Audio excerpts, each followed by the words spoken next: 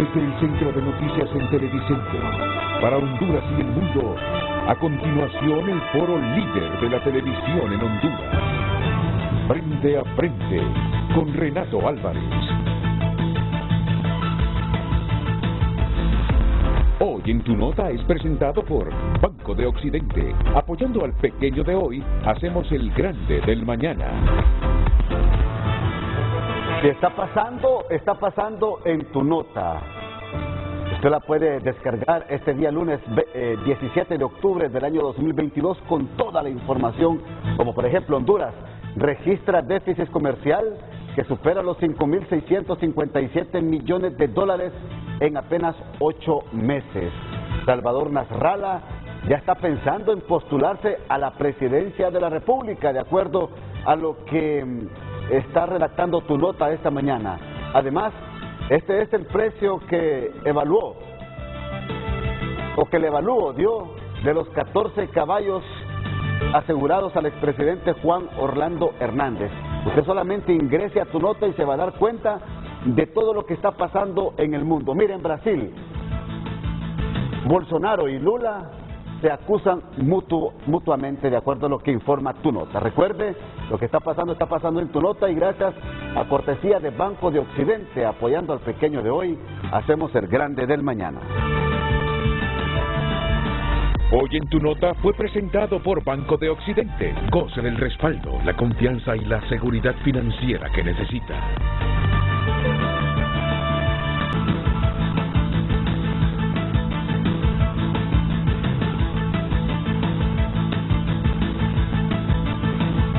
Partimos de esta premisa consensuada con mis invitados.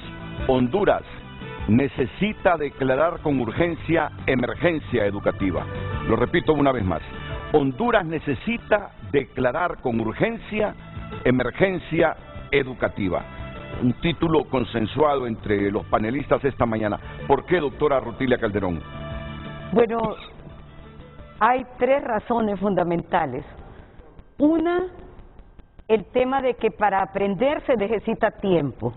Hemos hecho un análisis rápido con base en fuentes oficiales, que es el calendario académico oficial de la Secretaría de Educación y también los comunicados oficiales de la Secretaría por la suspensión de clases, por las lluvias, más los días feriados.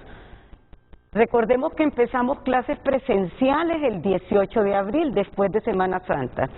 Si tomamos hasta el 28 de octubre, eso nos da que han habido clases presenciales menos de 100 días este año. La Ley Fundamental de Educación, en su artículo 16, establece un mínimo de 200 días de clase, e incluso dice la ley que debe de cerrarse el año académico hasta que se cumpla ese mínimo. Entonces estamos a mitad de lo que la ley establece aproximadamente. Segundo, ¿qué han aprendido nuestros niñas y jóvenes en esos menos de 100 días? Hay un informe con datos oficiales publicado para toda América Latina por la CEPAL, UNESCO y UNICEF, que en promedio en América Latina hay un rezago de aprendizajes de año y medio, que en el caso nuestro, por las condiciones estructurales que ya veníamos arrastrando, se calcula por parte de los expertos en más de 2 años de rezago. ¿Qué significa eso? Que un niño o niña que va a pasar a 3er grado ahorita no ha aprendido lo básico y lo necesario de primero y segundo. Una persona que va a 9º va con un rezago de aprendizajes de 7º y 8º, y así sucesivamente, ¿verdad? Entonces, y el tercer punto, usted lo enfatizaba en la introducción, es que hay evidencia suficiente de que si no hay un buen nivel educativo, las posibilidades de desarrollo humano sostenible del país continuarán siendo bajas, ¿verdad?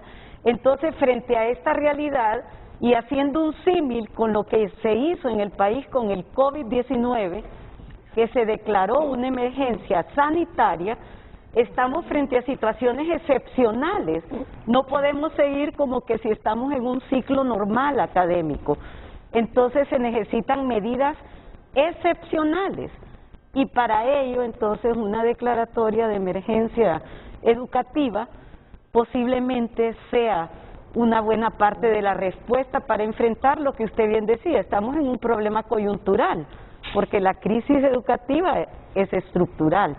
Pero si no actuamos ya, y cuando decimos ya es tomar decisiones antes de que termine octubre, que reviertan esa decisión que hemos leído en los medios de que el año escolar termina el 31 de noviembre y ya están los memorándum de que al 31 de octubre tienen que haber sido evaluados los estudiantes, ¿verdad? ¿Qué futuro? Es una generación realmente que está perdiendo prácticamente su oportunidad a tener la garantía de un derecho fundamental, que es el derecho a la educación. Gracias, doctora Rutilia Calderón. Ya con gráficas y todo, don Mario Alas nos profundizará sobre el tema, al igual que otras gráficas que trae la doctora Rutilia Calderón.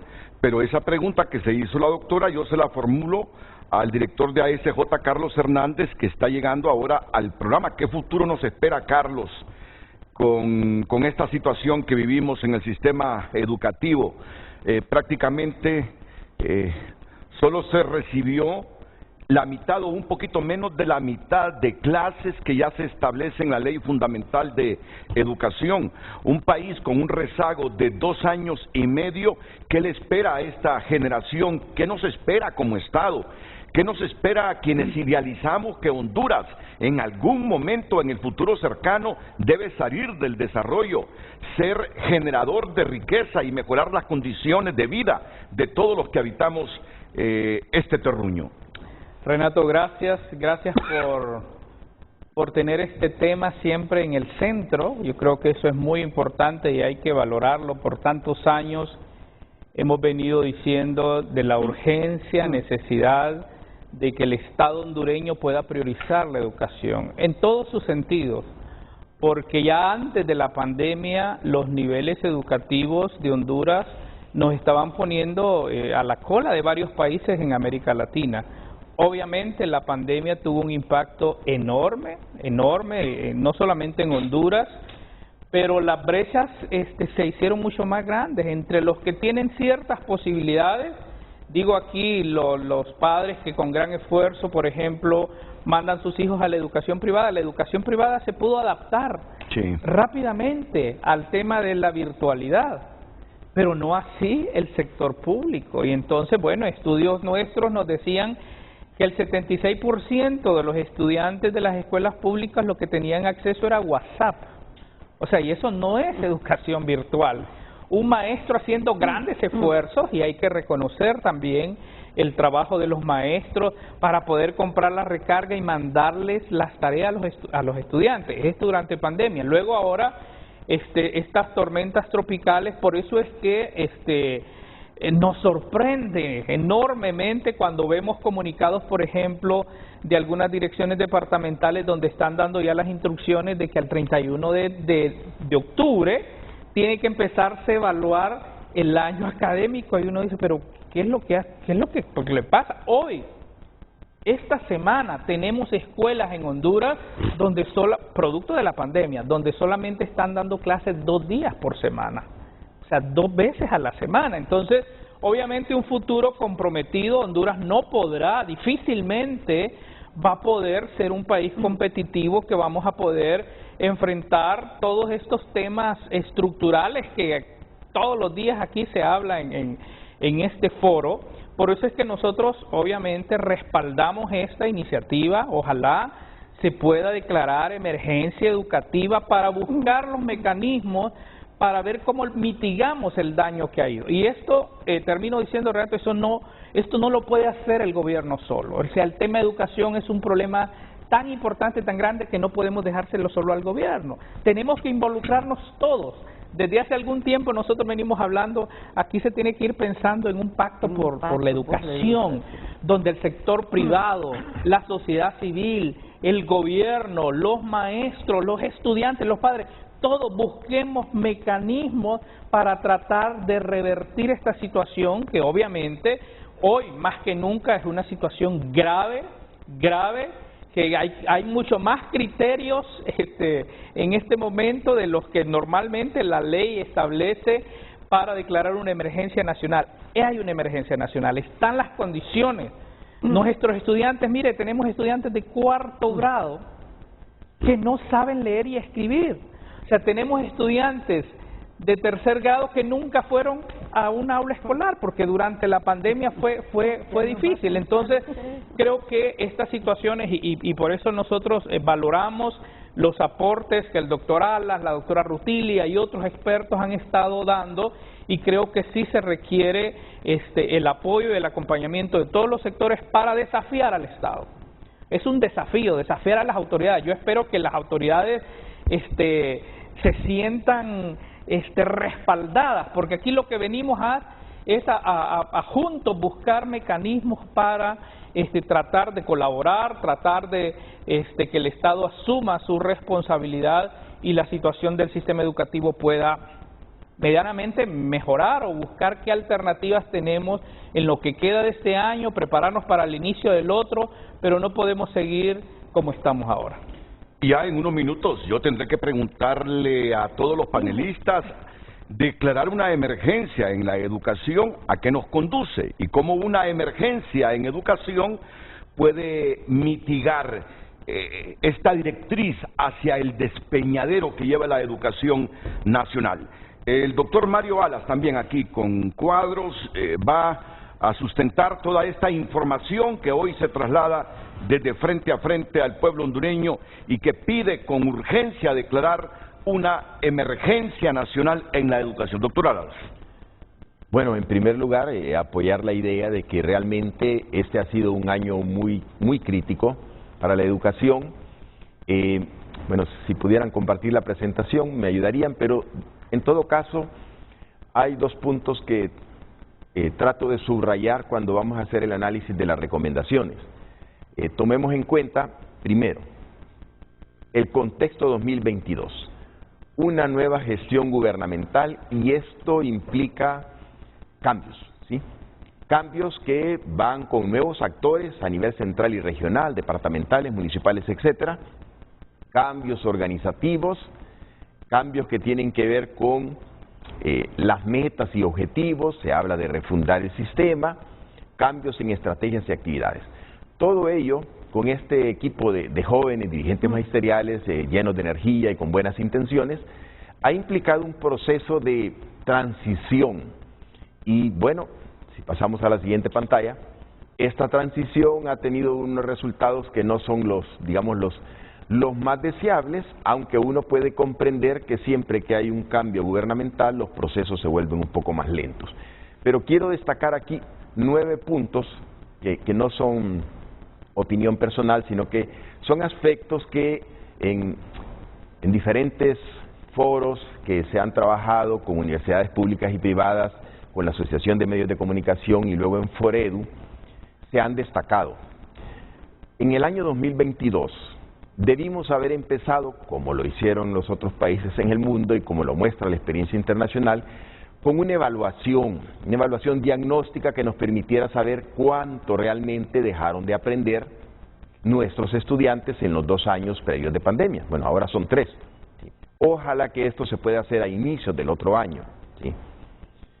Esa evaluación diagnóstica, que es un tipo de evaluación estandarizada, con ciertos requisitos, etcétera, etcétera, nos permitiría hacer un buen diseño de un plan de nivelación de los aprendizajes. Porque como ya lo señalaba don Carlos, hay estudiantes que están en 4º grado que no leen ni siquiera una sílaba compuesta, una sílaba inversa, etcétera, etcétera. ¿Sí? Leen mamá, papá, pero no leen palabras que tengan cierto nivel de complejidad. Entonces, hay que hacer un plan de nivelación que lamentablemente no se hizo este año. Y luego eso va implicando un acompañamiento socioemocional. Vean, en la refundación del currículum que se habla, ojalá se incluya ya este aspecto, porque muchas veces nos centramos solamente en el aprendizaje, en la parte cognitiva.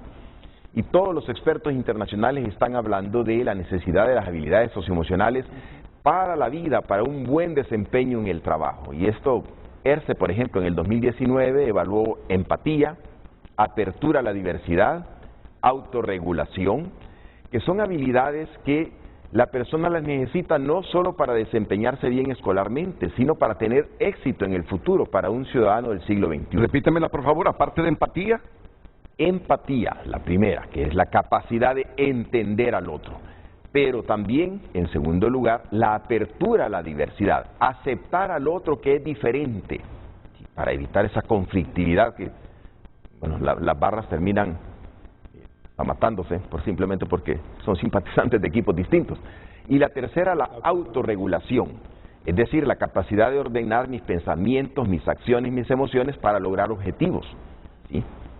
Esas habilidades ya se las evaluó en el 2019 porque son fundamentales no solo para el éxito académico, sino para el éxito futuro como ciudadano. Y luego hay ciertos puntos que no se hicieron este año o que se hicieron hasta el final. Por ejemplo, la merienda escolar hasta finales de agosto, septiembre se ha logrado por fin distribuir con muy buen suceso, por cierto. Pero esto ojalá que en febrero del otro año ya esté presente y ojalá que se refundara el esquema de la merienda escolar. Hay países en Sudamérica que la merienda escolar la tienen organizada de manera que apoyan a los productores locales.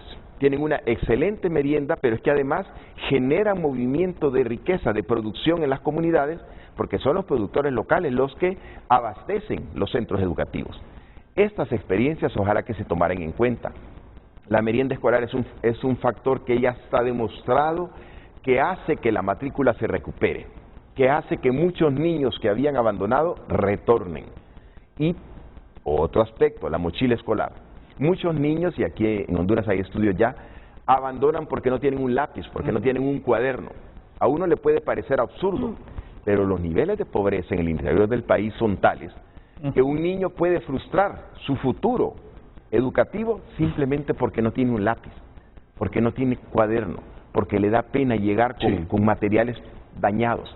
Entonces, ese tipo de apoyos, mochila escolar y merienda, ojalá que en febrero de 2023 estén.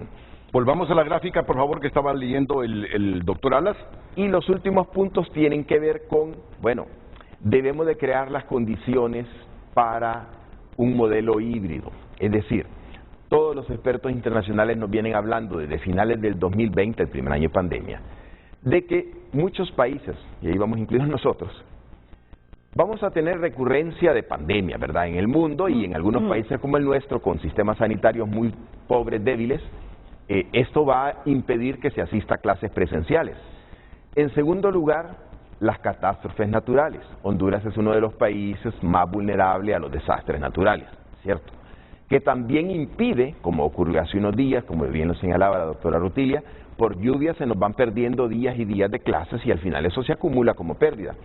Pero hay un tercer motivo importantísimo por el cual debemos apuntar a un modelo híbrido, y es que las competencias digitales son indispensables para un ciudadano del siglo XXI. Usted no puede estar mandando al mercado laboral a jóvenes de media que egresan, que no saben encender una computadora, que no saben manejar Word, que no saben manejar lo mínimo de Excel.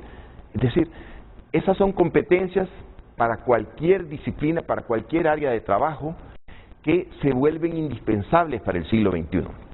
Informática, manejo de inglés, etcétera, son competencias que se han descuidado, que nuestro sistema educativo no le está otorgando a los jóvenes y los estamos mandando al mercado laboral como que estuviéramos a mediados del siglo XX.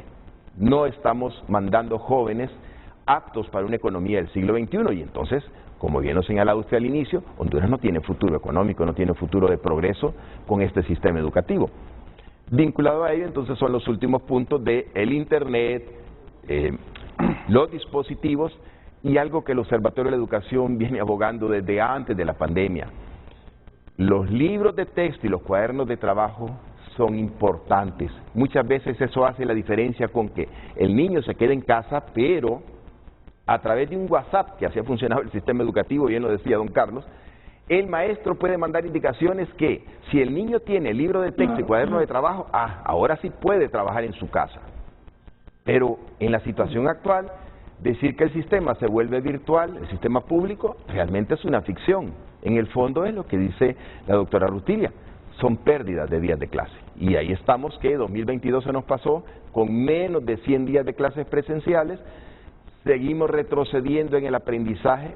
Ya antes de la pandemia teníamos, a los 15 años, 2 años de atraso. Un niño de 9º grado de Honduras, en promedio, domina lo que un niño de 7º de Costa Rica, o de 6º grado si nos vamos a Chile, y ni hablar si nos comparamos con los asiáticos.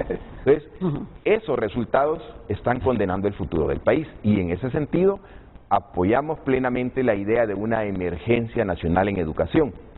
Otra cosa será ponernos de acuerdo cuáles son las medidas más adecuadas, pero que hay una emergencia, hay una emergencia. Renato, tal vez solamente agregar sobre la prueba diagnóstica, y recuerdo que aquí en su programa lo presentamos. Miren, en el mes de diciembre del año pasado nos sentamos con la Comisión de Transición del nuevo gobierno y en ese momento ya decíamos, es urgente que se pueda hacer ese trabajo, y las universidades, la Universidad Pedagógica, la Universidad Nacional Autónoma de Honduras, nosotros, ¿sabe cuánto se requería? Con menos de 25 millones para hacer esa prueba. Y se presentó y al final hasta dijimos, si el gobierno por eso de la transición no tiene la capacidad de conseguir esos recursos, nosotros lo hacemos. Y hablamos con diferentes actores del sector privado, de la cooperación, y estaban dispuestos, porque todos coincidíamos en ese momento, que era necesario saber en qué nivel estaba para ayudarle al maestro a poder priorizar los contenidos y poder hacer esa nivelación. Pasó un año y lamentablemente no se hizo, desconocemos, o sea, no hubo la voluntad ni la intencionalidad de la Secretaría de Educación. Sé que la Universidad Pedagógica estaba dispuesta, las universidades autónomas de Honduras, otras universidades, para poder colaborar con esto, así es que esperamos, ojalá, que en esta nueva etapa podamos tener y que esta acción que es vital pueda hacerse al inicio del año para orientar a los maestros y saber exactamente cómo están los estudiantes y en base a eso poder hacer las priorizaciones necesarias. Miren qué interesante todo lo que estamos escuchando esta mañana, lo que se dejó de hacer en el 2022, evaluación diagnóstica, plan de nivelación, acompañamiento socioemocional, materiales de bioseguridad, merienda escolar, mochila escolar, libros de texto y cuadernos de trabajo, internet gratuito, dispositivos para trabajo virtual, pero sobre todo lo que no se ha trabajado, la empatía, esa persona social, esa persona viviendo en sociedad. Yo no quiero imaginarme cómo será esta generación en sus relaciones sociales si no las ha tenido en la escuela, que es fundamental. ¿Qué es la empatía?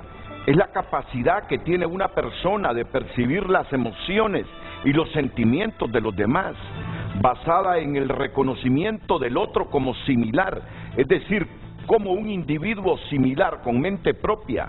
Por eso es vital para la vida social. Nuestros niños, los que están hoy en 4º grado, no digamos los de 3º, no han desarrollado esa experiencia de la empatía, a no ser con sus primitos, pero cuando son familias con escasos miembros, con 1, con 2 primitos, es bien difícil desarrollar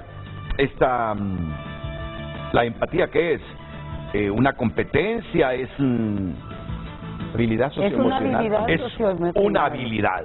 Es una habilidad. La apertura a la diversidad, aceptar a los demás como son. No vayamos a tener una generación, si ya recriminamos que no toleramos la orientación sexual del otro, que no toleramos el color de la piel del otro, que no toleramos que aquel sea Motagua porque yo soy Maratón, que no toleramos que aquel sea Partido Nacional porque yo soy Libre. ¿Cómo no serán las generaciones que vienen hasta a propósito de esta falta de apertura a la diversidad? Muy bien, quedémonos aquí porque hay mucho material que ellos quieren desarrollar esta mañana y el por qué sustentan que se debe declarar una emergencia educativa nacional. Que sea doña Ondina Díaz, le dije Paz hace algunos minutos, que sea doña Ondina Díaz, madre de familia de la colonia Nueva Suyapa, que me relate su experiencia con el hijo, sus hijos o hijas en torno a los últimos años en el sistema educativo nacional. Doña Ondina. Bueno, muy buenos días a todos y a todas. Ha sido fatal. ¿Ha sido? Fatal. Fatal. Fatal. Ha sido fatal por la forma en que tenemos niños con menos aprendizaje si los comparamos del 2019 atrás al 2019 ahora. Son unos niños que ellos todavía no tienen el conocimiento que es una educación. No tienen el conocimiento de ellos que son unos compañeros de estudio. Ellos no tienen unos conocimientos de que son alumnos de esa escuela porque tal vez ni a la escuela la conocen, lo que conocen es el teléfono. Entonces nosotros como padres de familia nos sentimos muy preocupados. Por ejemplo, en mi caso, bueno, yo tengo niños en secundaria ya, pero igual, en el colegio es igual que en la escuela. Podemos decir que tenemos niños, tanto nosotros como padres de familia, hay estudiantes preocupados, porque ellos están sabiendo que ellos están saliendo de una educación, le podríamos decir mediocre, porque no están recibiendo los 200 días de clase que los niños tienen que recibir, ni aún por medio de un WhatsApp no reciben todas las clases completas, porque tal vez eso nosotros con profundidad los padres de familia lo conocemos. Y habemos padres de familia que somos también acomodados, porque mire, yo le voy a decir que la educación de los niños nos debe de interesar más a los padres de familia, porque el maestro igual, el maestro vaya a dar clases o no se presente a la escuela, él está cobrando su día de trabajo. Entonces, ¿a quién le tiene que preocupar? Son tantos estándares que nosotros tenemos que tener, porque tanto como el gobierno, los maestros y padres de familia son los que tenemos que levantar el futuro. Tenemos que levantar estos niños. Hay niños si usted se va a las escuelas y hace un análisis de los niños de primer grado a tercer grado, ni siquiera conocen sus compañeros. Y esto no puede estar pasando ya. No puede estar pasando ya. Cierto, tuvimos una pandemia y tuvimos una crisis grave, pero no es para que nos estemos acomodando a la crisis que ya pasó. Porque si usted ve bien los fines de semana, usted se va a un mall, usted mira niños sin mascarilla, mamás, papás sin mascarilla. Entonces, no nos está interesando la educación, no nos está interesando el futuro de Honduras. Entre 10, 15 años que vamos a tener, ¿qué vamos a tener en unas oficinas? ¿Qué vamos a tener estos jóvenes? ¿Qué futuro nos ofrecen? ¿Verdad? El futuro, no va a haber un futuro en Honduras. Va a haber una baja más de lo que estamos. Va a haber más, viene aquella más, digamos, va a venir más las situaciones más difíciles para aquellos jóvenes que este año se están graduando. Hay jóvenes que están graduando este año y no han ido a clase. Hay jóvenes que van a ir a la universidad y no van a ser que compañeros fueron en la escuela, en los colegios, porque no se conocieron. Pero ya, nosotros como padres de familia, ya pedimos que se termine esto y que sigamos adelante si queremos un futuro mejor para nuestros hijos. Porque bien, estamos hablando de los niños que para mí es preocupante. Para mí es muy preocupante porque solo se viene un agua, una tormenta, y eso lo hace un huracán. Entonces ya no se están dando clases porque llovió. A veces en la escuela, en la colonia donde uno tiene los niños, ni ha llovido y no hay clases. Ya mandan al check, no hay clases porque llovió.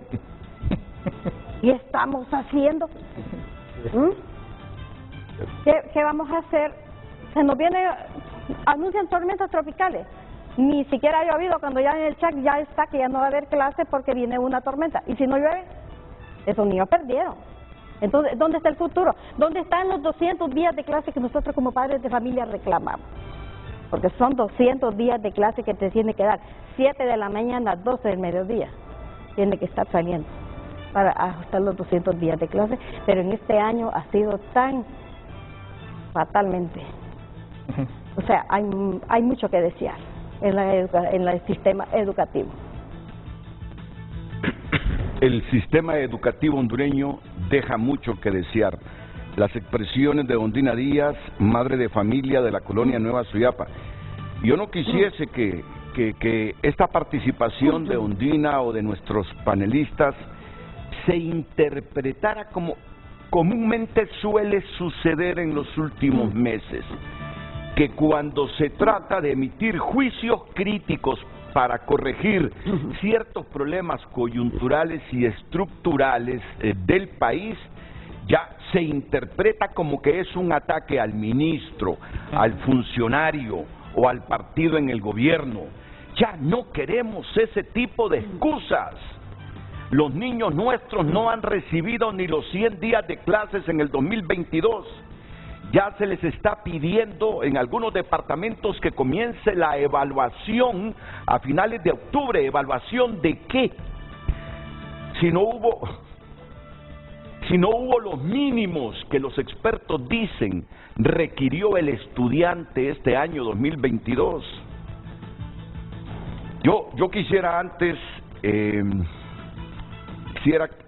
de que continuáramos con esta situación, que explicáramos por qué se está pidiendo una emergencia, que se declare una emergencia en el sistema educativo nacional. Sé que usted no ha expuesto sus láminas, que le faltan algunas láminas a Mario Alas, pero quisiese que se comprendiera por la gente la dimensión del problema y las soluciones que se están proponiendo por parte de los expertos para corregir el asunto, porque aquí el objetivo no es venir a atacar, poner en mal predicado a Esponda, el ministro de Educación, o poner en mal predicado al gobierno de Xiomara Castro o del Partido Libertad. No, aquí es ponerle un alto a la debacle de nuestro sistema educativo, porque, repito la pregunta que todo el mundo se hace, ¿qué nos espera? Si ya de por sí es un sistema educativo frágil, nada competitivo, ya escucharon ustedes esos datos. Un niño de 9º grado en Honduras tiene las habilidades y destrezas de un cipote de 6º grado en Chile. Aquel va más adelantado que los nuestros, el tico va más adelantado. ¿Cómo pudieran ser competitivos profesionalmente nuestros jóvenes ya o a futuro si su educación, como lo dijo la señora Ondina Díaz, deja mucho que desear? ¿Qué les parece si damos un saltito a las láminas y proponemos soluciones de el qué queremos decir cuando se propone desde aquí que Honduras declare una emergencia educativa nacional? Mire, cuando se trata de temas de educación y del futuro, aquí sacrificamos todo. Por mucho que me digan que el tema de Narrala y de Mel hoy arrastra más público que cualquier otro, a mí no me importa. Me importa el futuro de una nación que solo se construye con educación. De eso estamos hablando, seguiremos hablando y venimos para hablar de este tema cuando regresemos de la pausa comercial.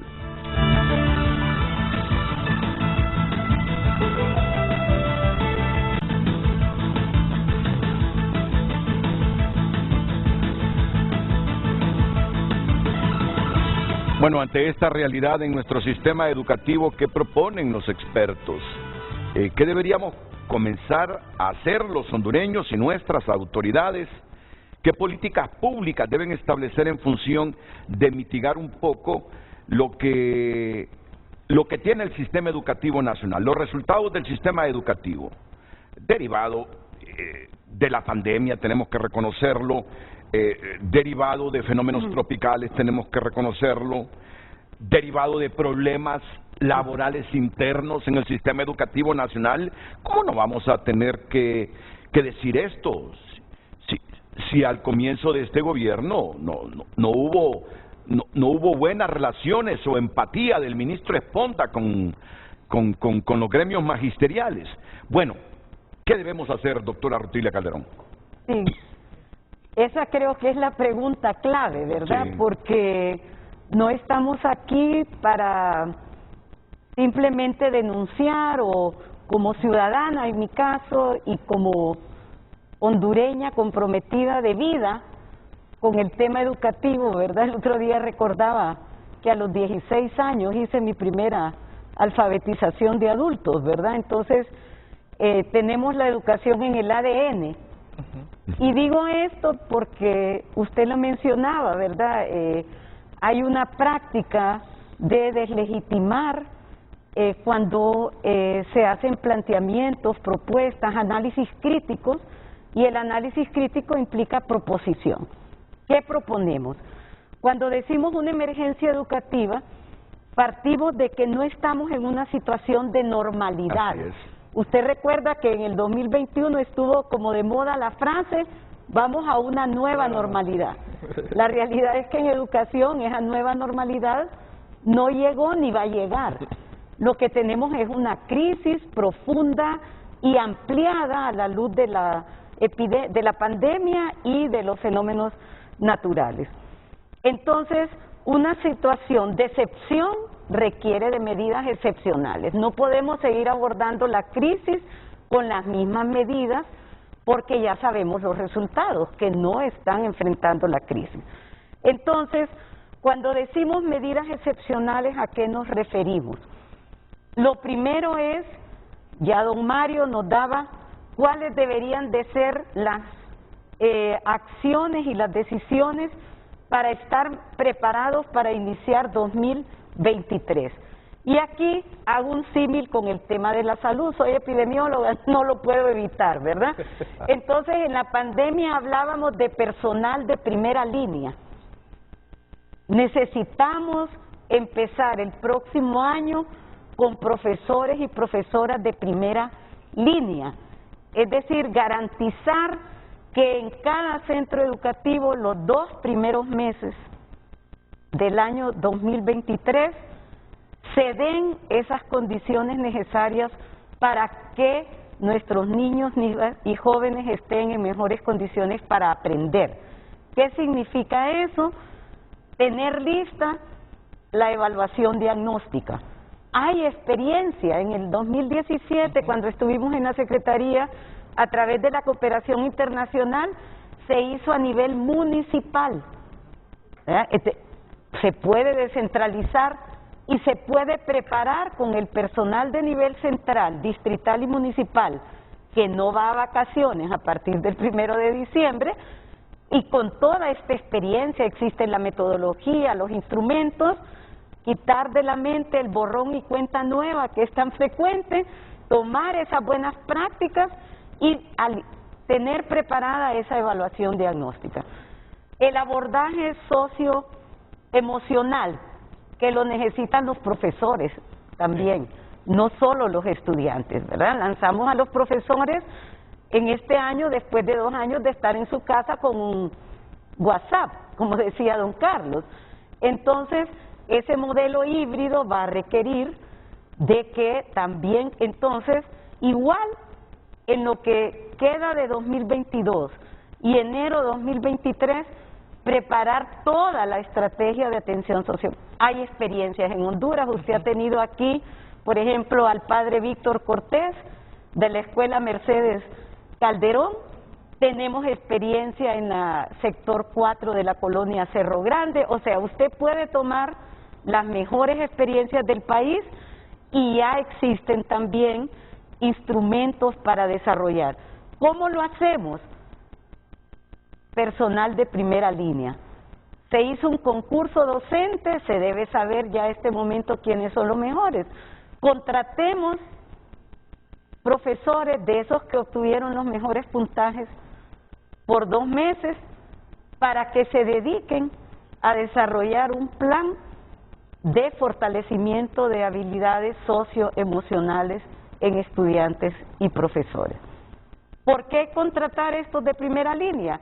En tanto, el profesor que tiene 20 años de dar matemáticas, va dando sus matemáticas, es de ciencias naturales, pero simultáneamente al proceso en las disciplinas científicas, usted lleva de la mano un plan de habilitación, como se llama, socioemocional. Personal de primera línea garantizando el presupuesto para pagar a tiempo, ¿verdad? Que no nos pase un poco la experiencia que se ha dado en salud. ¿Qué otra situación? Ya lo decíamos, libros de texto. Tenemos en Honduras de los mejores libros de texto, don Renato.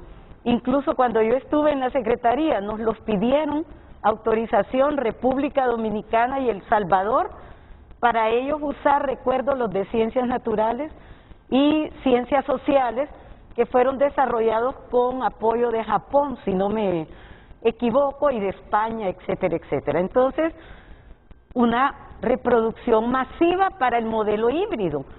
Podemos entre noviembre, diciembre, enero, garantizar la impresión de los libros de texto y de los cuadernos didácticos para los estudiantes y los profesores. Esas son medidas de excepción. Y luego, aquí entra la participación ciudadana. Nosotros hemos planteado, y lo hablábamos con el rector Marlon Brevé, un voluntariado universitario. Tenemos en las 21 universidades públicas y privadas del país los estudiantes de último año, la práctica profesional que se llama. Aproximadamente al año van 3.000 estudiantes a esa práctica. Bueno, próximo año, los 2 primeros meses, un voluntariado universitario, ¿para qué? Para tutorías a los estudiantes que presenten mayor rezago. Y en un mes se les capacita en herramientas didácticas, que las hay. Ahora existe todo, Sí, no estamos sí. hablando de nada que no sea posible y que no existan las herramientas y los instrumentos. Y eso permitiría aquel viejo anhelo de que el nivel de educación superior contribuya al desarrollo y a la mejoría de los niveles educativos preuniversitarios. Y luego, para el resto del año, tenemos una linda experiencia en el país que incluso han venido a llevarla a otros países, que son las tutorías de estudiantes a estudiantes. ¿Qué significa esto? Que los mejores estudiantes de 6º grado le dan tutoría a los niños y niñas de 1º y 2º grado. Aquí Fundación Terra, la FICOSA, etcétera, hay una serie de empresarios, empresa privada con responsabilidad social, que ya tienen los materiales, tienen la experiencia. ¿Y cuál es el incentivo? La beca para los tutores y tutoras. Podemos también tener recursos para que esos estudiantes que durante un año van a tutorear a otros estudiantes, que es súper efectivo, ¿verdad? Porque se entienden entre ellos. Entonces, el programa de becas para los que hagan esa actividad de tutoría. Entonces, repito, la emergencia educativa es la que nos va a permitir que todo eso que existe, que está disperso, tengamos el tiempo, se asignen los recursos y se desarrollen los mecanismos necesarios, por ejemplo, para la contratación de estos que llamamos los profesores de primera línea, aquellos que van a entrarle al tema socioemocional. Entonces, eso va a requerir, repito, que salgamos del confort. Si pensamos otra vez el 2023 vamos a hacer el calendario académico y vamos a seguir haciendo lo mismo, los resultados van a ser los mismos, eso ya se sabe. Si seguimos el mismo camino vamos a llegar al mismo lugar. Entonces, una declaratoria de emergencia educativa es la posibilidad de que estas medidas excepcionales y estos recursos presupuestarios se puedan asignar a favor de enfrentar o paliar, como ya decía los compañeros, en parte esta crisis educativa. Comparte Mario, el hecho que mejor comience a diseñarse este año. ¿Qué hacer para el 2023? Que ampliar el periodo que, según las autoridades, debe terminar el 30 de noviembre. El 30 de noviembre. Pero que empiezan el 30 de octubre a evaluar. A evaluar a la gente, correcto. O sea que ya en noviembre no se van a impartir clases, porque a final de octubre se va a estar evaluando a los estudiantes. Comparte que en vez de ampliar el periodo hacia diciembre, mejor se comience a trabajar y a diseñar cómo le vamos a entrar al 2023. Bueno, de hecho, si me pudieran poner la presentación, pero en la segunda gráfica. Sí, la continuación la presentación. En primer lugar, quería justificar, digamos, 3 puntos que sirven, digamos, de apoyo a la declaratoria de una emergencia en educación. Sí. Es porque hemos llegado a un punto en el que realmente, como decimos, se rebalsó el vaso. Recordemos que, aquí se ha mencionado, ya en las pruebas PISA, que se publicó en el 2018, se aplicaron en el 2017, nos decían que un menor hondureño que llega a los 15 años a 9º grado tiene 2 años de atraso respecto a un costarricense. Eso nos dice que no estamos siendo nada competitivos en la formación de nuestros ciudadanos.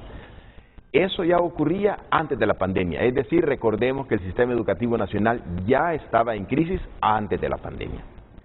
Luego, segundo punto, durante la pandemia somos de los pocos países que daba 8 sistemas educativos de 210 que le daba seguimiento a la UNESCO, cerrados durante 2020 y 2021. Éramos del 4% que permaneció cerrado, ojo, sin condiciones para educación virtual, porque como bien lo decía don Carlos, lo que aquí llamamos educación virtual fueron mensajes por WhatsApp, pero eso no es educación virtual. Y el tercer punto es que el año 2022, a continuación de 2 años de pandemia, en el cual internacionalmente se dice que hubo un retroceso de 1.5 a 1.7 en promedio regional, ahora nosotros en el 2022, por diversos motivos, catástrofes naturales, nueva gestión gubernamental, etcétera, etcétera, resulta que hemos tenido menos de 100 días de clases presenciales, como bien lo señalaba la doctora Rutilia. Tenemos realmente condiciones para pensar que necesitamos un cambio drástico en educación, y un punto de inflexión podría ser una declaratoria de emergencia en la educación nacional. Ahora, ¿qué podríamos hacer? Y aquí entramos hay que hacer medidas a nivel central, a nivel departamental y a nivel de centro educativo. Lo primero que yo plantearía, de acuerdo completamente con la idea de que terminemos en octubre, aunque en octubre deberían de haber clases todavía, pero bueno, hay que evaluar en octubre, y luego noviembre y diciembre hacer algo especial, hacer algo que rompa lo que se venía haciendo. No volver al TPA, al Todos Podemos Aprender, que, como bien lo decía doña Ondina Díaz, esos programas y esa forma de, que lo conocemos como la pedagogía del pobrecito, que el pobrecito el niño, pobrecito esto, aprobémoslo, al final eso es un engaño, lo tiramos al mercado de trabajo sin competencias mínimas, lo estamos condenando a la pobreza. Entonces, ojo, hagamos algo especial, que no repita los vicios anteriores de una escuela de vacaciones que en el fondo era una ficción. El profesor llegaba cuando quería, los estudiantes sabían que los iban a aprobar, a veces incluso mediante un pago simbólico de 500 lempiras, pero al final se volvió incluso un foco de corrupción en muchos lados. Entonces, la propuesta es no. Tomemos diciembre y enero y hagamos algo distinto si queremos resultados distintos. Primer punto, a nivel central. Hombre, a nivel central debería de planificarse, ahora ya con experiencia estos muchachos, planificar todas esas actividades que quedaron pendientes del 2022, organizarlas adecuadamente para que desde febrero tengamos merienda, tengamos mochila, tengamos evaluación diagnóstica estandarizada, podamos hacer los planes remediales, etcétera, etcétera. Una gran ventaja de ocupar diciembre y enero en escuela vacacional rigurosa es que los resultados que vamos a obtener en la evaluación diagnóstica de febrero van a ser sensiblemente mejores. Pero eso sería, digamos, a nivel central un primer punto. El segundo punto para a nivel central, es decir, Secretaría de Educación a nivel central, sería preparar las condiciones para un modelo pedagógico híbrido, como los expertos internacionales nos vienen diciendo. Y eso implica asegurar el Internet gratuito, asegurar la disposición de los aparatos que le permitan a docentes y estudiantes navegar.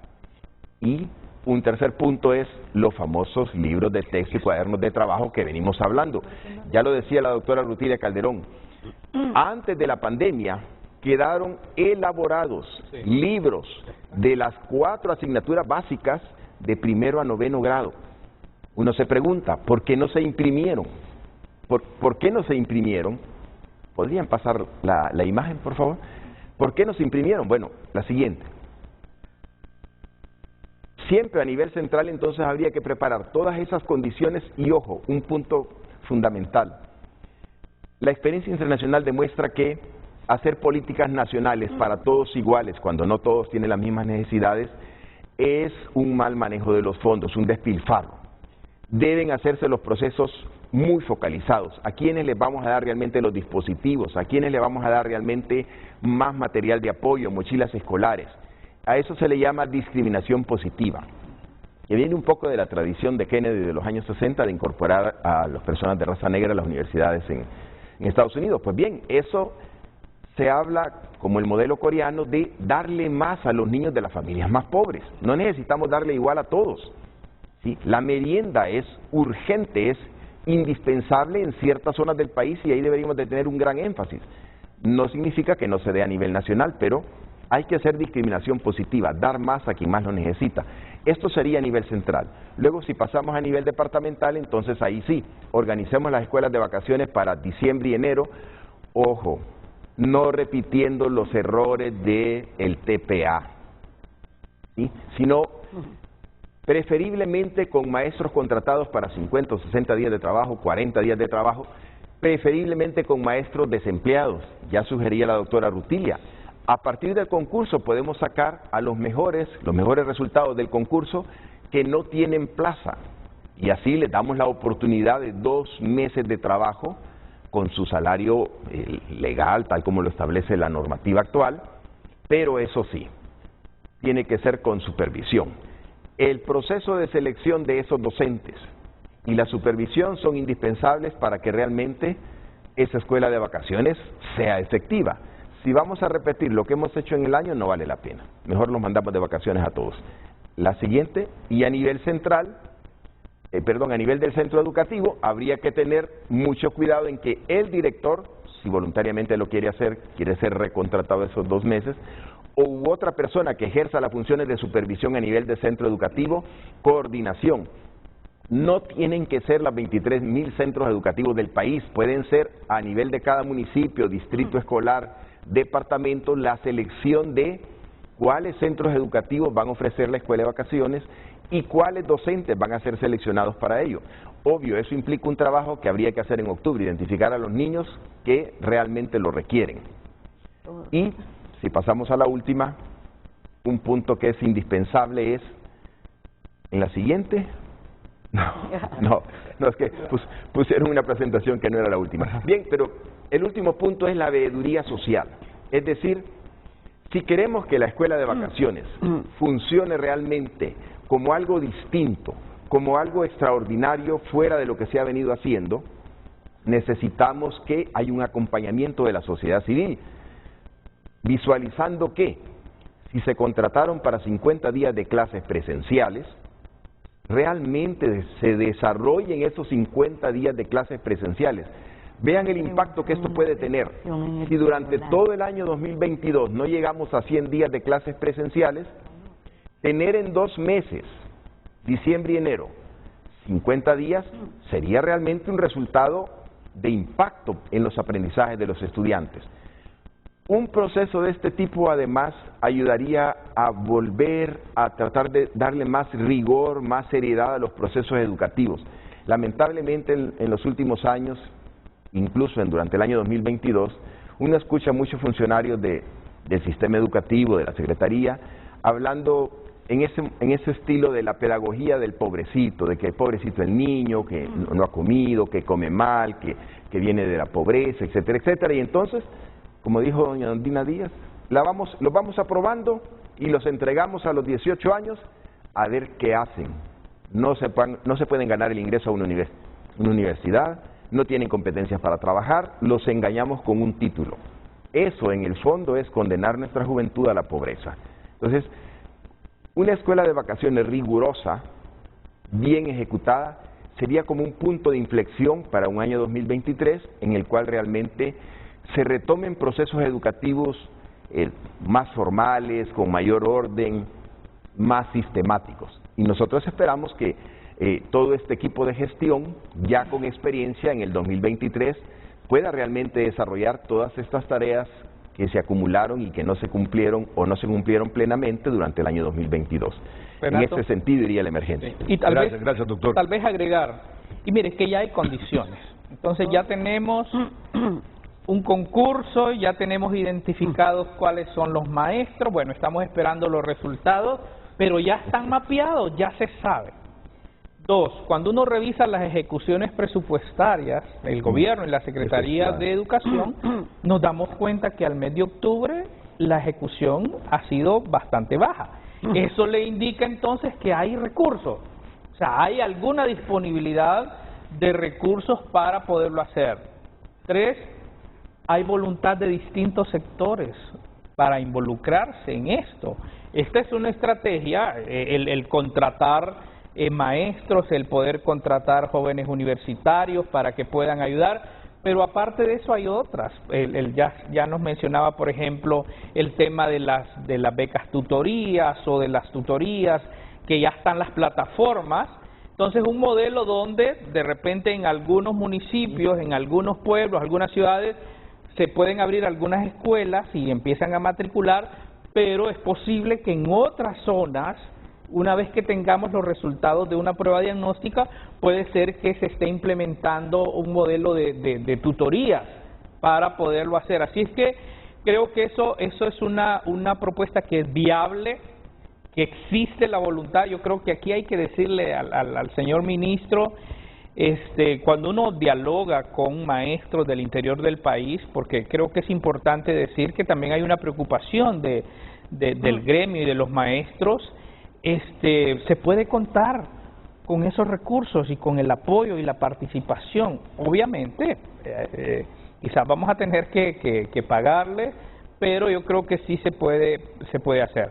Lo que no se puede permitir es que sigamos haciendo exactamente lo mismo. Lo que no podemos aceptar, y ahí es donde llamar la atención del pueblo hondureño, lo que no podemos aceptar es que se cierre el sistema educativo. Estaba viendo un WhatsApp que mandó un director departamental diciendo en octubre comiencen ya las evaluaciones, el 15 y ya se cierra. O sea, eso no podemos y a aceptar. vacacionar. Y a vacaciones. Exacto, eso no se puede hacer. O lo que decía doña Ondina, ¿verdad? Esas medidas generalizadas, como la que pasó hace unos días, se cierra todo el sistema educativo, pero ella dice, pero en Nueva Suyapa ni siquiera llovió. O sea, hay pueblos donde el sol salió radiante en todo su esplendor, y hasta la educación virtual, porque la norma era que hasta la educación virtual o sea, no puede ser, esas cosas no pueden ser, porque al final aquí lo que necesitamos es que los estudiantes, que nuestros niños, que nuestras niñas, miren, qué ideal darle 50 días de clase, 50 días entre diciembre y enero. Bueno. Esa sería un aporte extraordinario, y si bien es cierto, no vamos a superar esa brecha, pero estaríamos iniciando el 2023 de una manera diferente, y eso tendrá un impacto para el país al presente, pero sin duda alguna vamos a ver esos resultados a mediano plazo. Muy bien, doña Ondina, después de haber escuchado, ¿cuántos niños tiene usted en la escuela? Pues fíjese que yo actualmente solo tengo 2 estudiando secundaria. ¿Ya en secundaria? Sí, ya están en secundaria. Pero tiene nietos, ¿no? Sí, yo tengo nietos. Y eso es lo que más me preocupa. Y habla en función de la experiencia con sus nietos. Claro. Y veo la diferencia ante los mayores de mis hijos que se fueron graduados, no con calidad, con la calidad que uno quiere, pero no como el de hoy, porque el de hoy está en remate. Me imagino que ustedes de las abuelas que cuando llegan a su casa, usted los visita, vení, quiero verificar si ya conoces las letras y poder leer. Sí.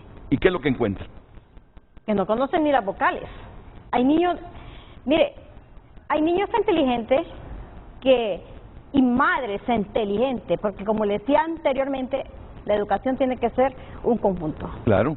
Tiene que ser un conjunto, no solo darle toda la carga al maestro, ni todo al gobierno. ¿Quiénes son los más interesantes de que el hijo salga adelante? Son los padres de familia. Claro. Ya vemos padres de familia que tal vez somos de esos padres que acomodados, que están con un teléfono y ni siquiera les vamos a revisar si es cierto, están haciendo tarea. Entonces es algo muy importante eso del WhatsApp también. Hay que ver qué hace el estudiante, si en verdad está haciendo sus trabajos. Y es preocupante porque si usted se va a una escuela y usted se va y ve a un niño, pone a leer un niño de segundo grado, ese niño no sabe. Ese niño que dice la mamá, tiene que pasar porque el gobierno dice que tiene que pasar al segundo año. Y no es así. Para mí, como madre de familia y como abuela, no es así. El niño tiene que ganarse su académico. Tiene que, si sacó 70, porque se lo ganó. Si sacó 90, porque se lo ganó. Si se aplazó, porque no aprendió. Pero no porque no se le dio la educación. No porque llovió y no fue. No. Le voy a decir algo. La escuela donde yo vivo, esta escuela, ahí no se le vamos a echar tierra a todos los maestros, porque así como hay maestros que no son buenos, hay maestros buenos. Hay maestros buenos. No todos los maestros se echan un solo saco lo malo. También hay que resaltar algo bueno.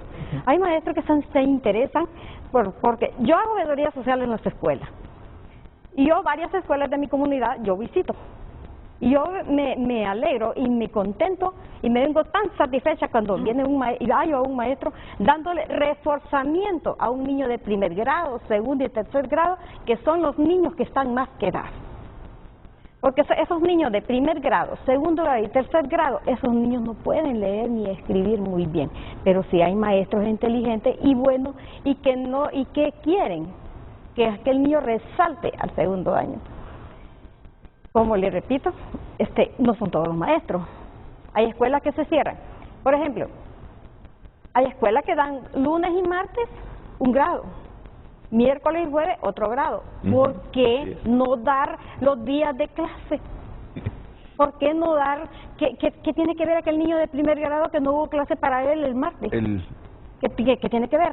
El niño tiene que ir lunes a viernes a clase. Las comodidades, a veces la pandemia vino como a desacomodar y acomodar muchas situaciones. Sí, pero ya a esta altura ya deberíamos estar ya tiene que estar un poco más normales. Porque eso de dar lunes, martes, pero miércoles y jueves no, porque le damos a otros grados. Así está. Es una interrupción en la academia que no favorece al alumno, desde luego. Eso es lo que a mí no me cuadra. Eso es lo que a mí no me cuadra. ¿Por qué? Yo le pregunto a mis niños, ¿por qué no hay clase para usted? Porque le están dando tercer grado. Tengo unos nietos que están en sexto grado, van para secundaria. ¿Con qué van resplandecidos estos niños a un colegio? Nunca es igual una escuela con un colegio. Esos niños esos niños de sexto grado, van a resaltar, digamos, a repetir sexto grado en el colegio. Porque esos niños no están recibiendo, esos niños, no voy a decir que no van a tener prioridad a otros grados, pero igual, los que van a secundaria, tienen que ir a secundaria como tiene que establecerse la ley. Sí, la situación es delicada. Ahora la primaria es de primero a noveno, ¿verdad? La básica de primero a noveno. Y luego media, sí, de décimo. Pero con ese rezago que se ha producido en el país a raíz de muchos factores, ya el niño que entra a séptimo en estos momentos va con unas deficiencias enormes. Renato, pero es un tema mire, es que es el gran problema del país, el cumplimiento de la ley, ¿verdad? Por eso este tema del Estado de Derecho. La ley ya establece y dice que son 200 días de clase, y la ley le agrega y dice, y no podrá cerrarse el año lectivo hasta que eso se cumpla. Entonces uno se pregunta, pero ¿y cómo es posible que solamente hemos llegado a los 97, 100 días? Ojo, ¿verdad? Que a eso hay que sumarle que la modalidad que menciona doña Ondina, o sea, así es que si hacemos esa conversión, no son 100 días. Imagínense una escuela, es cierto que está abierta, pero los niños solamente van 2 veces por semana. Entonces es posible que en esa modalidad que ella menciona, doctora, quizás solo sean 50 días de clase. 50 días de clase en todo el año. Entonces, la ley ya lo establece, por eso es que yo creo que, amparado en eso, se deben de buscar los mecanismos para lograr hacer estas acciones, entre otras, que se están proponiendo desde los expertos, desde la academia, para revertir esa situación que están viviendo nuestros niños y nuestras niñas. En el WhatsApp tengo varias propuestas, sugerencias de televidentes que les vamos a leer inmediatamente después de la pausa comercial. en la que también va a intervenir un funcionario de educación. Atentos.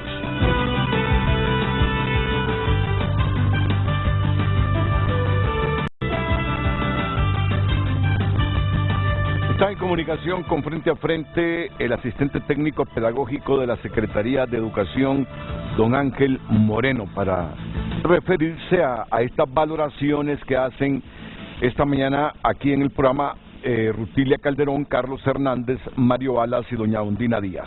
Adelante, don Ángel Moreno. Muy buenos días, licenciado Renato Álvarez. Muy buenos días, don Carlos Hernández, presidente de ACJ, director ejecutivo. Don Mario Alas, investigador de la Universidad Pedagógica Nacional Francisco Morazán, doctora Rutilia Calix, ministra de Educación Pública de Honduras, y que tuve el privilegio de conocerla cuando fui su director y director de la Escuela Normal Mixta Pedro Nucio, hoy Centro Regional de Formación Permanente Centro Suroriente, y con una unidad que se desprende de la DGDP, Dirección General de Desarrollo Profesional, antes INICE, Instituto Nacional de Investigación. Luego tenemos alguna cooperación internacional y algunos proyectos ahí, como lo que es la cooperación japonesa, cooperación coreana, cooperación de USAID. Doña Undina, sus palabras han sido muy torales, muy textuales, muy doctorales en la experiencia que tiene en la educación de sus hijos.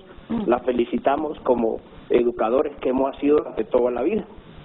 Y estamos de acuerdo, doña doctora Rutilia Calderón, y todos los de la propuesta.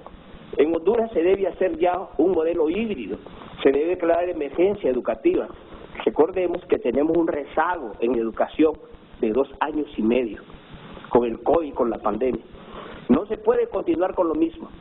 Estamos ahorita continuando, si se cierra el sistema educativo, el 30 de octubre, el 10 de noviembre, el 15 de noviembre y el 30 de noviembre, estamos como que fuera un año escolar normal, y no ha sido normal. Esto ya hacemos un llamado también a las otras autoridades educativas, el caso de los que toman decisiones en el país, los que toman decisiones a nivel de educación, que debe hacerse ese plan de emergencia. Un plan de emergencia híbrido que tiene que ser un pacto social con todos los profesores, con los padres de familia, con los niños, con la comunidad, con los directores, subdirectores y personal docente, y crear un modelo educativo nuestro, hondureño, en base a nuestra realidad. Ese es el mejor modelo que ha funcionado. Así funcionan los modelos educativos exitosos en el mundo, como el de Finlandia, como el de Singapur, como el de China, como el de Estados Unidos, como el de Canadá. Ahora, tampoco no estamos de acuerdo precisamente con los 200 días de clase. Las escuelas bilingües no precisamente dan 200 días de clase. Pueden dar 187, pueden dar 190 en una jornada extendida, de 7 de la mañana, 4 de la tarde, 5 de la tarde, como están haciéndolo hoy, después de la pandemia. Pero sí, por la tecnología y la capacidad económica que tienen, ellos se han puesto más al día con la virtualidad.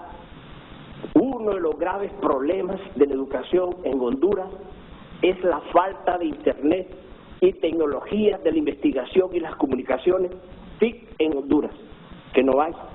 Nos agarró la pandemia. La pandemia solamente la manejamos vía WhatsApp, y ese WhatsApp solo fue el 34% de cobertura a nivel nacional, porque muchos padres de familia no tenían celulares y no tenían internet, tenían que irse a Dunkin' Donuts, a negocios donde podían tener internet y wifi.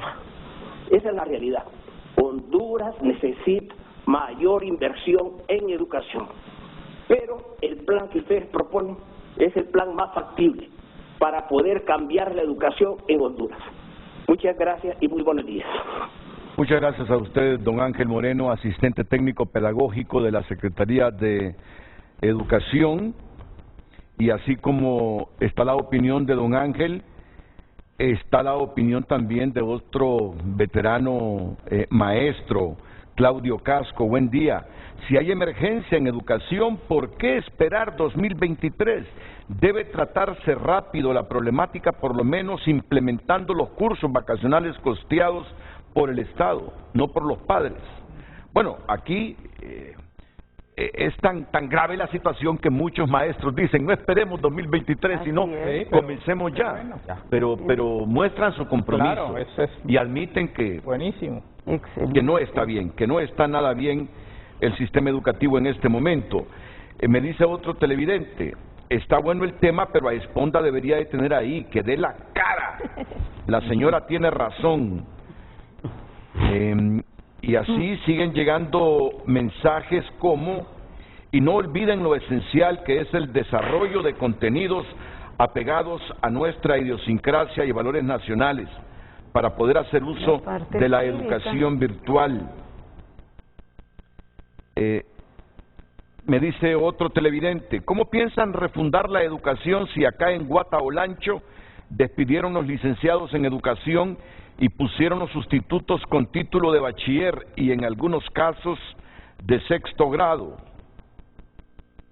Lo de Proeco, pero ahí se ha estado haciendo un trabajo y ahí yo tengo que reconocer, Renato, incluso la Comisión de Educación del Congreso ha intervenido y estamos optimistas, porque es cierto, o sea, maestros Proeco que por 12, 13 años sacaron su título universitario y al inicio del gobierno, por esas cosas que suelen pasar, quisieron ser sustituidos, y es cierto, por bachilleres, pero se ha hecho un trabajo y yo tengo que reconocer la participación de la Comisión de Educación del Congreso, se han comprometido, hay autoridades también de la Secretaría para sostenerlos, porque al final Proeco ha sido yo creo uno de los proyectos más exitosos que han habido en Honduras, que demostró que sí se puede, o sea, que se pueden hacer las cosas bien, y estas personas no son cualquiera, al final son profesionales, todos, profesionales universitarios, y que merecen pues que sus plazas puedan ser asignadas. Bueno, hemos intentado ya, una iniciativa nuestra, conversar con el secretario de Educación, Daniel Esponda, pero la respuesta de Daniel a nuestro productor ha sido, mire Carlitos, en este momento estoy con los asesores cubanos, estoy con el viceministro, dice. No sabía que estaba aquí el viceministro de Educación de Cuba. El gobierno ha dicho que vienen asesores cubanos para asuntos estrictamente de alfabetización. No sé si ellos tienen tan clara la realidad de nuestra educación, no sé cuánto oído pone Esponda a lo que le dicen los expertos nacionales que conocen esta temática, o no sé cuánto prioriza el asesoramiento. Yo en esto soy muy cuidadoso, yo por temas ideológicos no voy a alterar las relaciones absolutamente con nadie. No sé si vienen a asesorarlos en cuanto a asuntos de alfabetización, si es estrictamente el único objetivo, o no sé si vienen a ayudarles en función de esta realidad que están comentando aquí los expertos nacionales. De hecho que la respuesta de Esponda fue esa, está con asesores cubanos en este instante y por eso no nos atendió. Voy a la pausa, enseguida estamos ya en la recta final con más reflexiones sobre esta propuesta que hacen los sectores que estudian la problemática educativa hondureña, que el país decida una emergencia educativa nacional para desarrollar todas estas propuestas entre octubre, noviembre y diciembre, materializarlas el próximo año para no estar haciendo más de lo mismo que solo refleja o multiplica la pobre educación con sus consecuencias. ¿Cuáles son las consecuencias de una pobre educación? Pobreza, ¿no? Subdesarrollo. Subdesarrollo, no hay progreso, no hay desarrollo, pobreza, miseria. ¿Sí?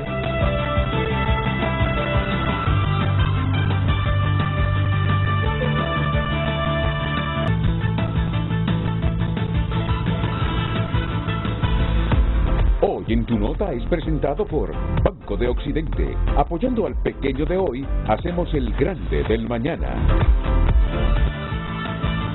Bueno, estos son los titulares del PDF de Tu Nota. 2.6 millones de hondureños en inseguridad alimentaria según la FAO.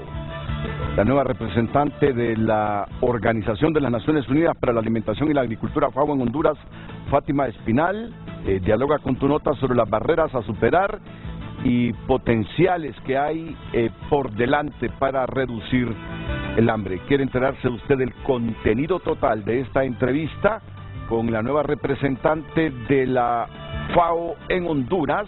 Pues entre a tunota.com. No queremos una alianza donde las decisiones las tome Mel Zelaya. Salvador Narrala. Consultados reportan millonarios ingresos. ¿A dónde va el dinero?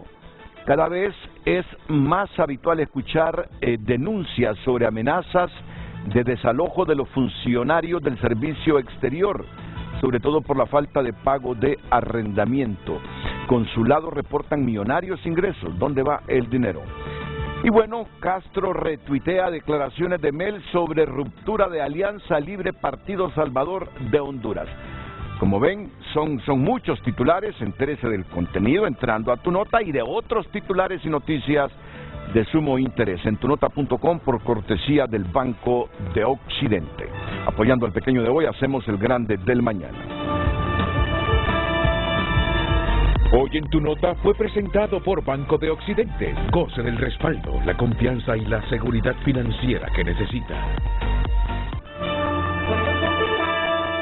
El profesor Jorge Castro, director de la Escuela Juan Ramón Molina del Florido Copán, está en comunicación con Frente a Frente.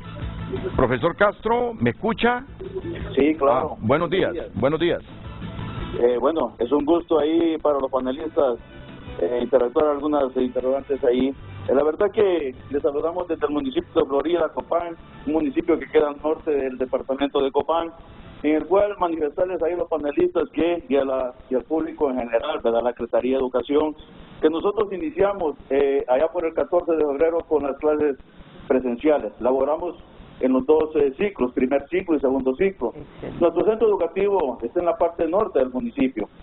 Y eso pues hace que lleve por nombre de este ilustre poeta con 59 años de historia en nuestro centro educativo que se llama Escuela Juan Ramón Molina. Laboramos 20 docentes con una población escolar de más de 400 alumnos, en donde sí funciona el trinomio maestro, alumno y padres de familia. Eso nos hace sentir orgullosos porque hemos laborado hasta esta fecha la cantidad de 170 días de clase en lo que va del año lectivo. Es por ello que nosotros nos sentimos orgullosos del personal y de los alumnos y de la sociedad de padres de familia que tenemos. Así pues, creo que nosotros vamos por buen camino. Es un centro educativo que tiene todas las medidas de seguridad, de bioseguridad, perdón, y en eso pues nos hace sentirnos satisfechos de la labor nuestra, y pueden venir autoridades educativas, tanto municipales como del departamento, para que compartan con nosotros y vean el aprendizaje, cómo y de qué manera estamos desarrollando nuestras propias actividades educativas.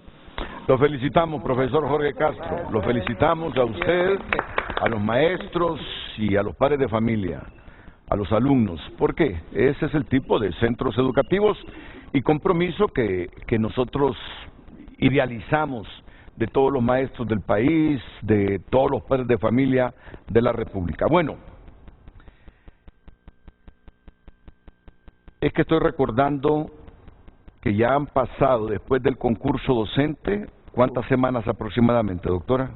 Más de las legales. En agosto. Bueno, más de las que establece la ley. Sí, dos meses. Y todavía no conocemos los resultados. Sí. Todavía no conocemos los resultados. Y esto se presta a malas interpretaciones. De hecho, han habido muchos maestros que han sido severos en sus comentarios contra las actuales autoridades de educación.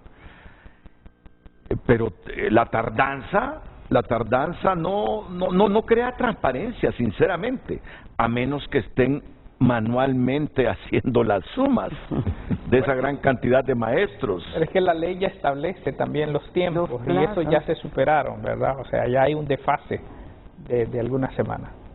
Y la sociedad no exige, los medios somos corresponsables de esto también, porque no hemos presionado a las autoridades para que nos rindan el informe de impugnación de los maestros. ¿Hay impugnaciones?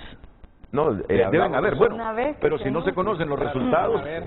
no hay impugnaciones. Sí, y bueno, ese es solo para, ya que lo mencionó Renato, fue uno de los temas, creo que a partir de la experiencia de más de 15 años viendo esto, se les hizo una serie de recomendaciones, Sí. sugerencias, muy válidas. Sí. y fueron, sí, avaladas por los mismos maestros. Lamentablemente se desconoció y bueno, sin duda alguna hay problemas, ¿verdad? Sin duda alguna hay problemas, pero al final, ojalá las autoridades puedan escuchar, así como se está escuchando a los cubanos que tienen un excelente modelo educativo, ojalá puedan escuchar también las experiencias y el expertise de los hondureños, ¿verdad? Que por muchos años insistiendo en que debe haber un cambio en el sistema educativo. Y por último, reconocer al profesor que hablaba ahora. Yo creo, así como él, hay muchos, ¿verdad? Yo creo que hay que reconocer que aun cuando en algún momento los prohibían, hubo un momento en que había una norma, pero en Copán, en Oncotepec, algunos de ellos,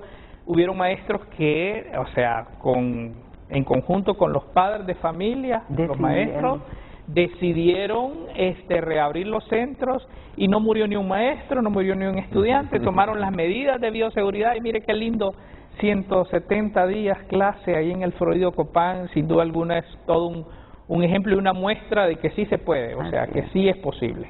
De nuevo la felicitación para el profesor Jorge Castro. Bueno,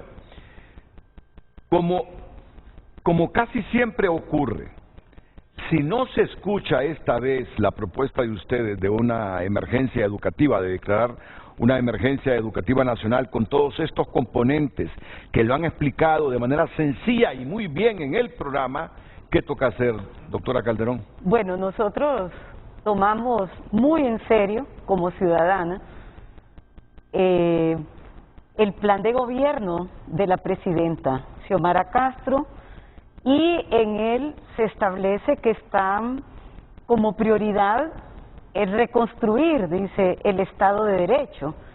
Eso significa, en pocas palabras, garantizar a cada ciudadano y ciudadana hondureña los derechos fundamentales y también el estricto cumplimiento de la ley.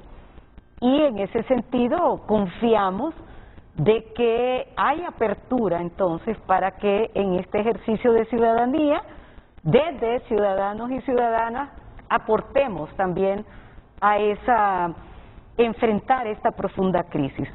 Pero también nos hemos planteado qué hacemos si al final se sigue haciendo lo mismo y iniciamos 2023 como que si aquí no hay crisis.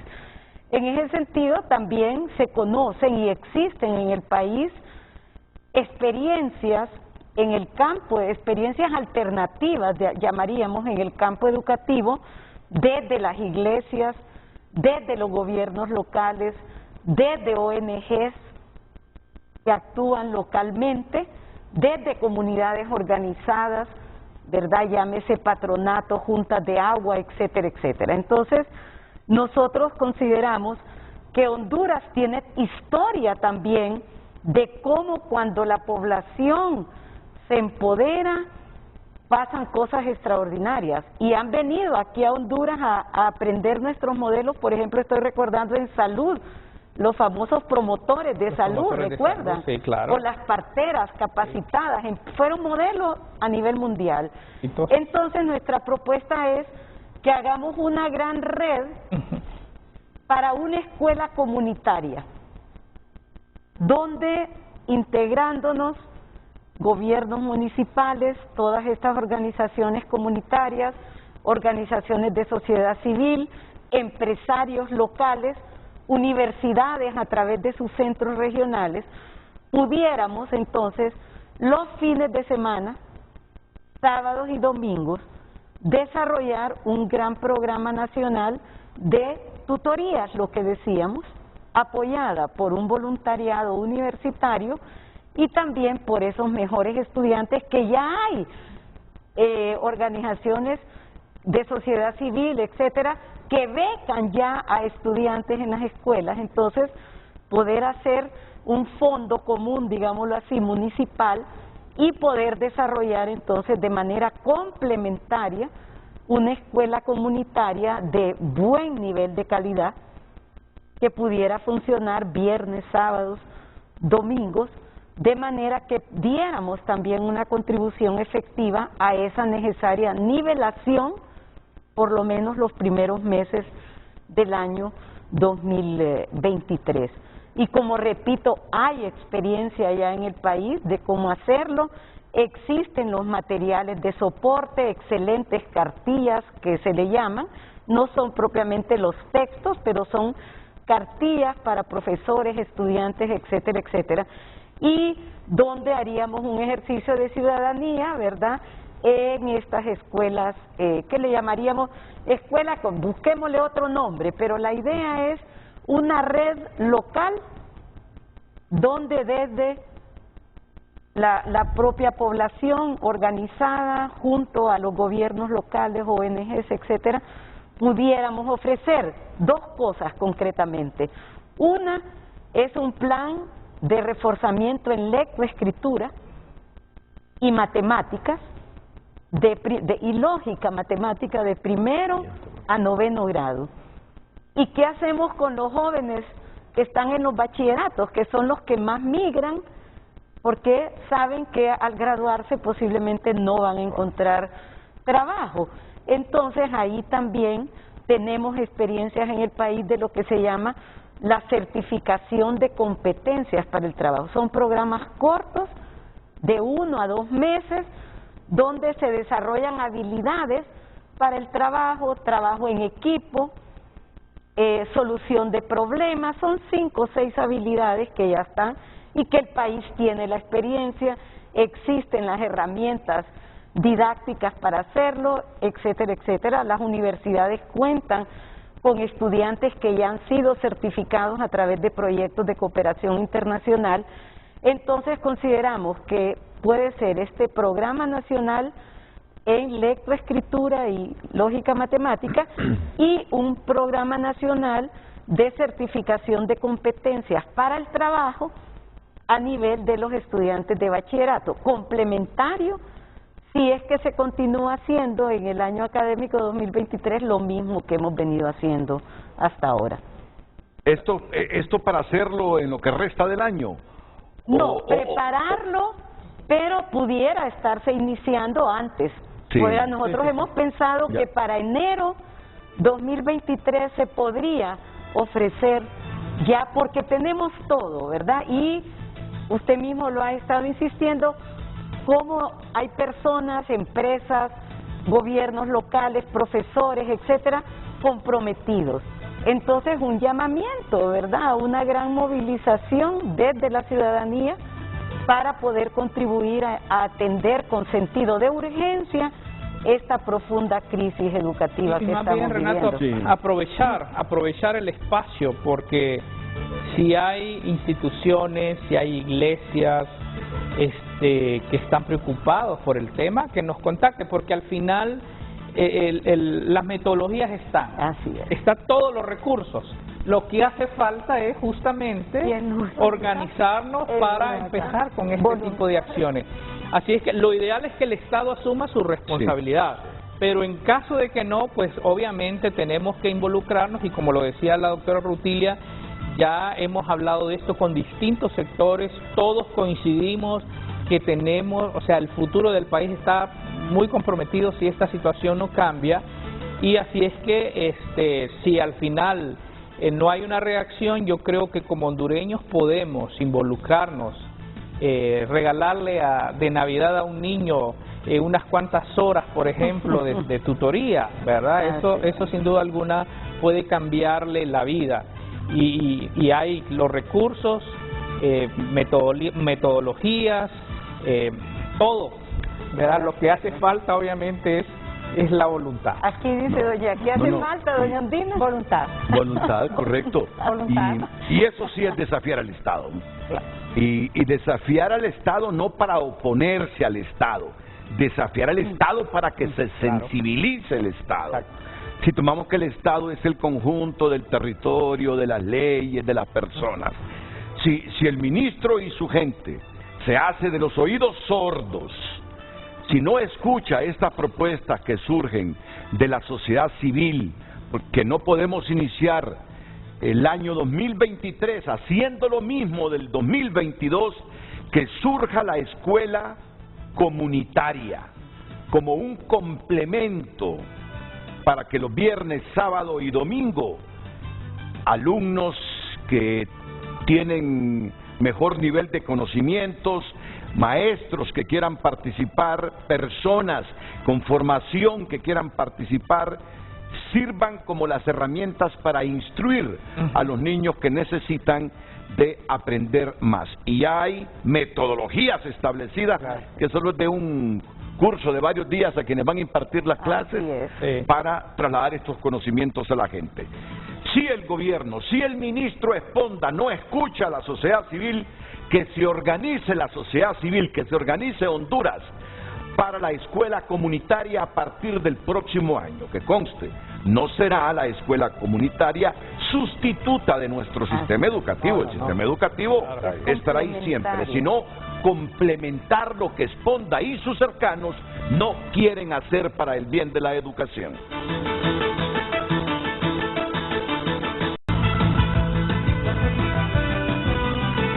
Un mensaje final corto, doña Ondina, de unos 30 segundos. Doña Ondina Díaz.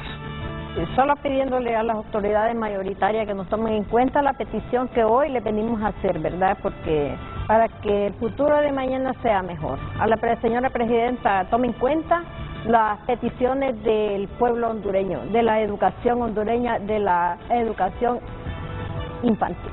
Muchas gracias, doña Ondina. Gracias a doña Rutilia, a Carlos Hernández, a Mario Alas, y seguro que le daremos continuidad a esta propuesta. Les agradezco mucho a todos ustedes en especial. Buenos días.